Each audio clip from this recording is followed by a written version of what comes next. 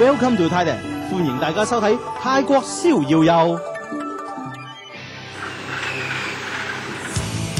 泰國嘅曼谷除咗有好多旅遊觀光點之外，仲有唔少購物同飲食嘅好路數。喺呢度你可以用盡24小時又買又食，有全球最大嘅跳蚤市場，又有獨一無二嘅水上市場，望到都流口水嘅各式海鮮美食啊！想有一個愉快嘅曼谷飲食之旅，就要跟我一齊睇下啦。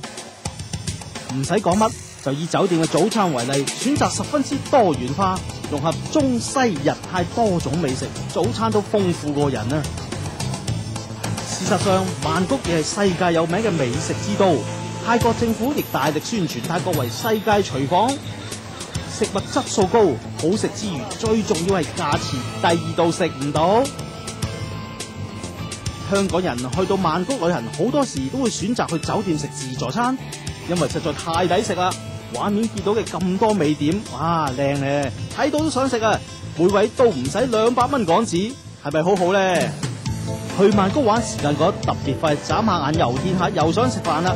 泰國唐人街嘅潮州翅出名大鍋兼抵食，又或者可以試下傳統嘅冬陰功或者泰式燒烤，再唔係玉紅千里目更上一層樓。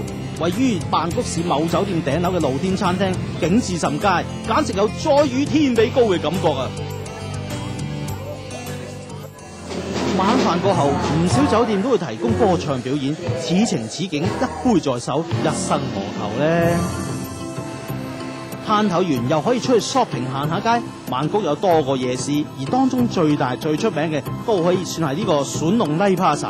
過千檔口，特別有唔少手工藝品，送禮自奉都得，但記住要講價噃。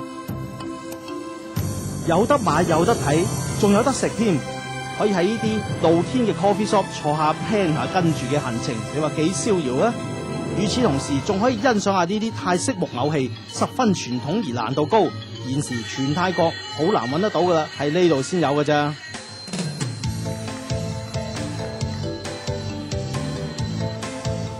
泰國曼谷咁多好嘢食，怪唔之得我啲朋友個個去完翻嚟都話要去減肥。計我話食服務也好，食環境也好，食質素都好，曼谷一定唔會令你失望。